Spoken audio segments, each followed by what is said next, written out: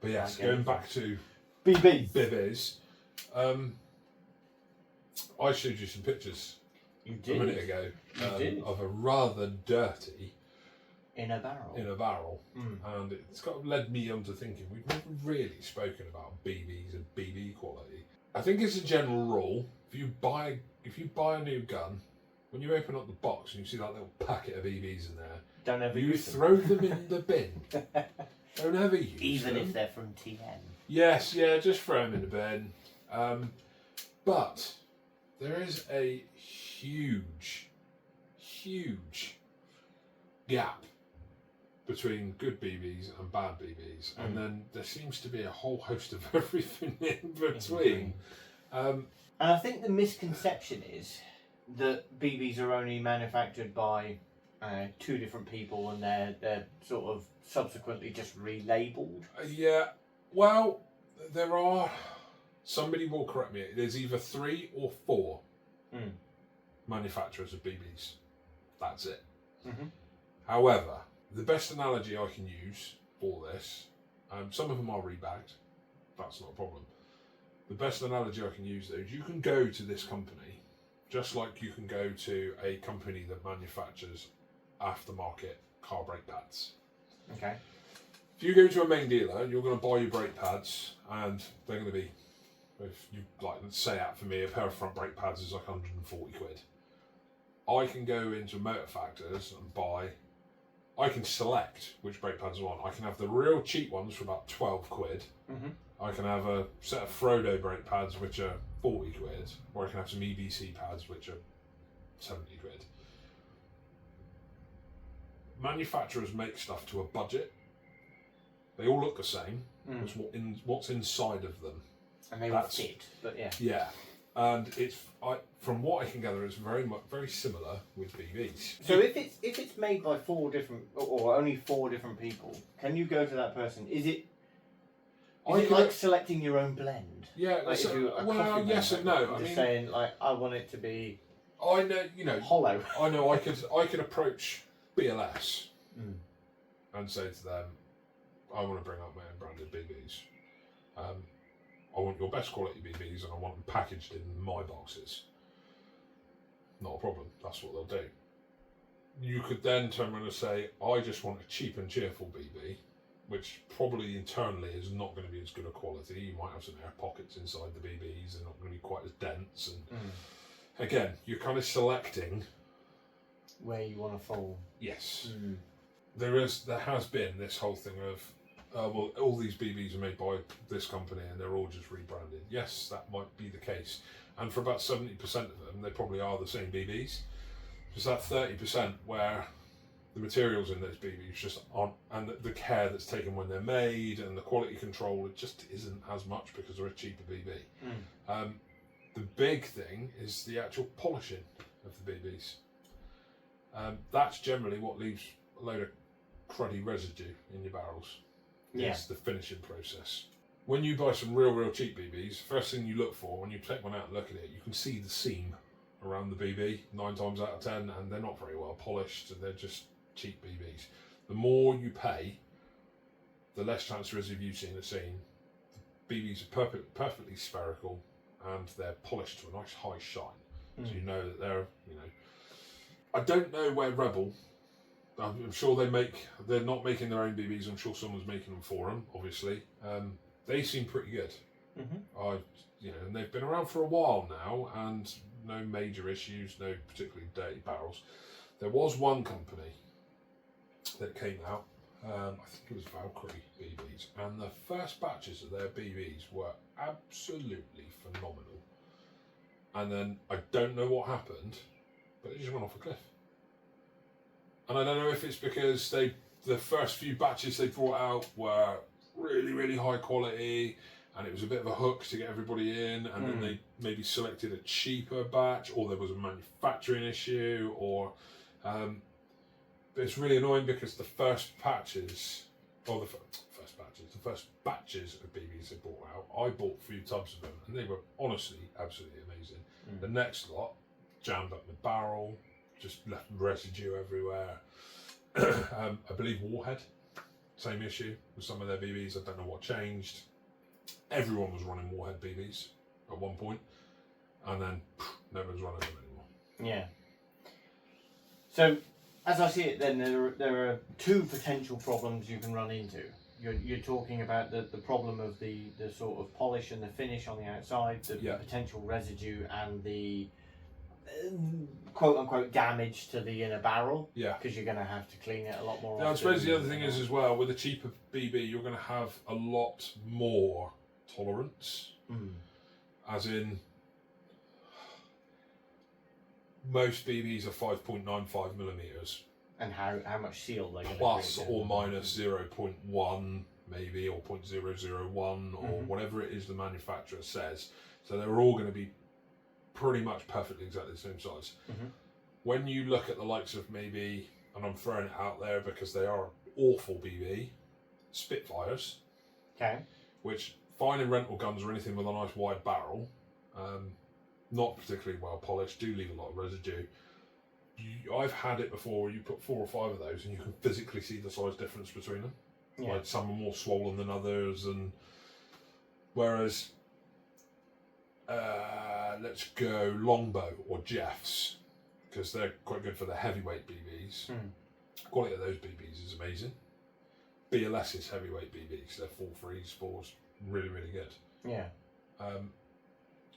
So yeah, that's your other thing. You've got your polish, your makeup, and also the variation in size. I was going to go for this density problem that you were talking about, the pockets of air, and the potential that they'll actually crack upon shot. Well, that's... And then you leave a load of nonsense in your hop and all the rest of it. And necessarily, you could possibly tear your hot rubber. I mean, that's kind of worst case scenario. Yeah. I've seen that happen more with like aged BBs. Oh yes. And certainly don't pick up BBs off the floor. Do not pick up pre-fired BBs. Anything like that. But yeah, you see them. They don't even make it out of the barrel. They're already cracked, and it just governs everything up and that kind of thing. Where do we fall in on things like tracer rounds? Where do we fall in on the biodegradable BB and that kind of thing? Okay, we'll address bios first. Avoid them if you can. Well, that's easy. Well, no, I mean, because to be fair, there's a lot of sites that are bio only. The problem with bio BBs is they are purported to be just the same as a non-bio in the way that they are and the way that they shoot. It isn't always the case. They're generally the polish on them because of the ingredients inside them. They don't polish up as well. And the big issue with bio BBs, I had somebody bring a gun into me, which it was a custom build gun I'd done for him. I put a 602 barrel in there, so a reasonably tight barrel, not uber tight, but reasonably tight barrel. And he'd bought a certain brand of BBs which were biodegradable. Played on a rainy day. I think a very small amount of moisture had got into the bag during that day, and I'm not saying he stood out in the rain like catching them, but obviously as he's filled up, the bag's been open, there's been some moisture get into the bag. He went to use them the following afternoon, and they were jamming the gun up. Okay, they'd swollen that much. They'd swollen in the rain. And half of them had changed colour. They'd gone from white to ivory. Interesting. Because I looked in the bag and I was like, well, this is 2 different types of BB. And he's like, no, I only opened the bag a couple of days ago, and that's how they are. And that's the problem with bios. They are susceptible to moisture. And everything else. So, storing and lifespan of them. Yes. Would be a big problem there. Yeah, I mean, to be fair, it doesn't matter whether they're bios or non-bios. If you bought some BBs and you haven't used them for a month or so, probably best to sack them off if you've already opened that bag and let fresh air in there. And in the grand scheme of things, most guns, unless they're running a very tight barrel, on non-bio BBs will probably be fine for a good few months. But do you want to run the risk? Because if you're not if- particularly tech savvy yourself, you want to run the risk of possibly jamming your gun up and having to take it to someone and pay for new hot rubber and have the barrel cleaned and everything else. Yeah.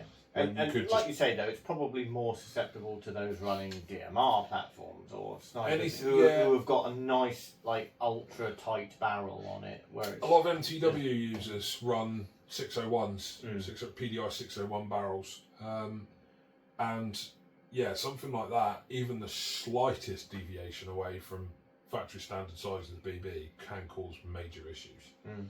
So, just use fresh BBs. Tracers. Tracers, really, really good. They're actually the general consensus with tracers is, from what I've found, the quality of them is always pretty good. It doesn't seem to matter which brand you go for. You can go for G&Gs, you can go for Rebels, you can go for BLS. They're all much the same. Mm. However, tracers are much more fragile. Okay. They tend to, playing at tier 1, the old indoor, go up there. How many times have you seen people shooting tracer BBs that just shatter on impact? Mm. They are far more susceptible to shattering than normal BBs. Obviously, because the makeup of them, they've got different ingredients inside, and it makes them more brittle. Do you think, obviously, the different ingredients and the general cost of them is why perhaps, as an overall BB, they're of a higher quality in terms of the polish and everything? Possibly, That, you know, people accept that there's more going into them, Yeah. the process of them, so I mean, you can't just get a cheap NAF version of it or anything no, like that. and someone once said to me, and I don't know how true it is because I've never actually checked it, lighter weight tracer BBs, so like .2s,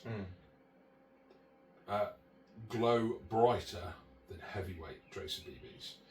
Interesting. Because there's less filler in them to make the weight up. Yeah. So they have more of the luminous capability when they're lit up, and they stay lit for longer. I've not tried it. I'd be interested to see if that's correct. By all means, if a listener or a viewer is watching and you happen to have seen that firsthand, let us know. Yeah, it's in theory, there's a lot of logic behind that. I could see the logic of a 0.2 gram tracer staying lit for longer than a 3. Yeah.